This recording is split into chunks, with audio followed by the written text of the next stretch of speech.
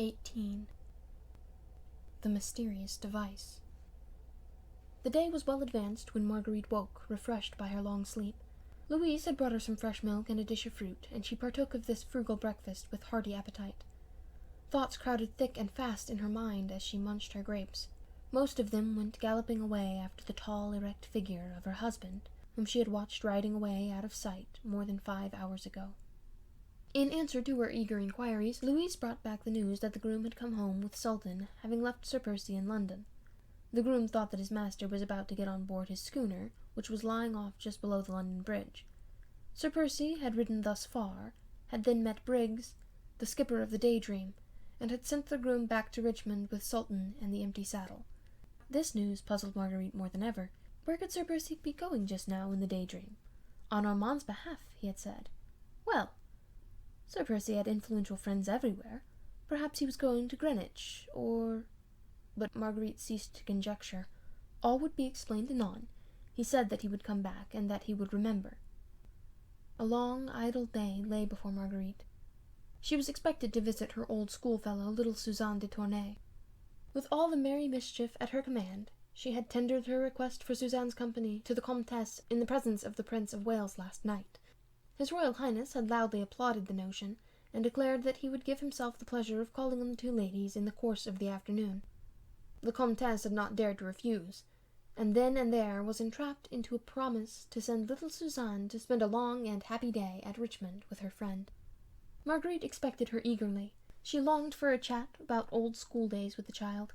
She felt that she would prefer Suzanne's company to that of anyone else, and together they would roam through the fine old garden and rich deer park, or stroll along the river. But Suzanne had not come yet, and Marguerite, being dressed, prepared to go downstairs. She looked quite a girl this morning in her simple muslin frock, with a broad blue sash round her slim waist, and a dainty crossover fichu into which, at her bosom, she had fastened a few late crimson roses. She crossed the landing outside her own suite of apartments, and stood still for a moment at the head of the fine oak staircase which led to the lower floor. On her left were her husband's apartments, a suite of rooms which she practically never entered. They consisted of bedroom, dressing and reception room, and, at the extreme end of the landing, of a small study which, when Sir Percy did not use it, was always kept locked. His own special and confidential valet, Frank, had charge of this room. No one was ever allowed to go inside. My lady had never cared to do so, and the other servants had, of course, not dared to break this hard and fast rule. Marguerite had often, with that good-natured contempt which she had recently adopted towards her husband, chaffed him about this secrecy which surrounded his private study. Laughingly, she had always declared that he strictly excluded all prying eyes from his sanctuary for fear that they should detect how very little study went on within its 4 walls. A comfortable armchair for Sir Percy's sweet slumbers was, no doubt, its most conspicuous piece of furniture. Marguerite thought of all of this on this bright October morning as she glanced along the corridor. Frank was evidently busy with his master's rooms, for most of the doors stood open, that of the study amongst the others. A sudden, burning, childish curiosity seized her to have a peep at Sir Percy's sanctum. The restriction, of course, did not apply to her, and Frank would, of course, not dare to oppose her. Still, she hoped that the valet would be busy in one of the other rooms, that she might have one quick peep in secret and unmolested.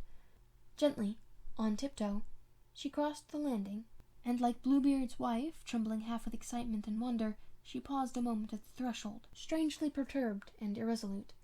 The door was ajar, and she could not see anything within. She pushed it open tentatively. There was no sound. Frank was evidently not there, and she walked boldly in. At once she was struck by the severe simplicity of everything around her.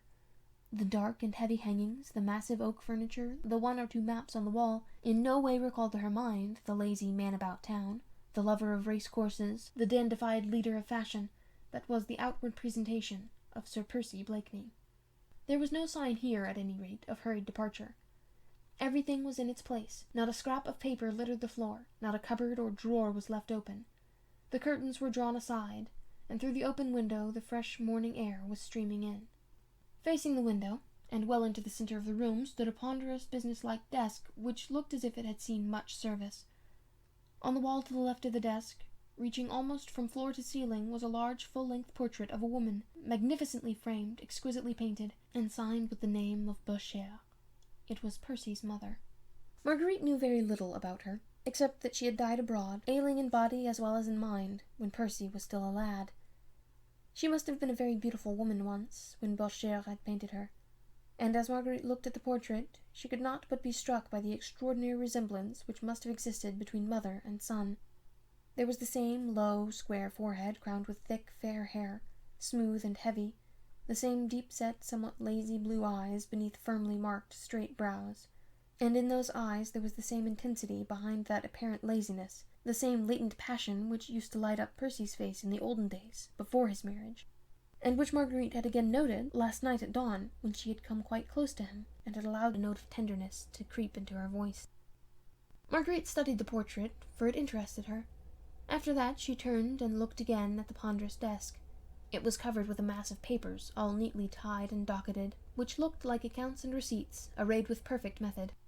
It had never before struck Marguerite, nor had she, alas, found it worth while to inquire, as to how Sir Percy, whom all the world had credited with a total lack of brains, administered the vast fortune which his father had left him. Since she had entered this neat, orderly room, she had been taken so much by surprise that this obvious proof of her husband's strong business capacities did not cause her more than a passing thought of wonder.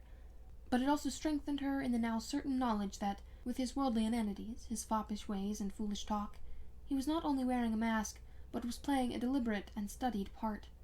Marguerite wondered again, why should he take all this trouble? Why should he, who was obviously a serious, earnest man, wish to appear before his fellows as an empty-headed nincompoop? He may have wished to hide his love for a wife who held him in contempt, but surely such an object could have been gained at less sacrifice, and with far less trouble than constant, incessant acting of an unnatural part. She looked round her quite aimlessly now. She was horribly puzzled, and a nameless dread, before all this strange, unaccountable mystery, had begun to seize upon her. She felt cold and uncomfortable suddenly in the severe and dark room. There were no pictures on the walls, save the fine Beauchère portrait. Only a couple of maps, both of parts of France, one of the north coast and the other of the environs of Paris. What did Sir Percy want with those, she wondered. Her head began to ache. She turned away from this strange Bluebeard's chamber which she had entered, and which she did not understand. She did not wish Frank to find her here, and with a last look round, she once more turned to the door. As she did so, her foot knocked against a small object, which had apparently been lying close to the desk, on the carpet, which now went rolling right across the room. She stooped to pick it up. It was a solid gold ring, with a flat shield, on which was engraved a small device. Marguerite turned it over in her fingers, and then studied the engraving on the shield. It represented a small star-shaped flower, of a shape she had seen so distinctly twice before, once at the opera, and once at Lord Grenville's ball.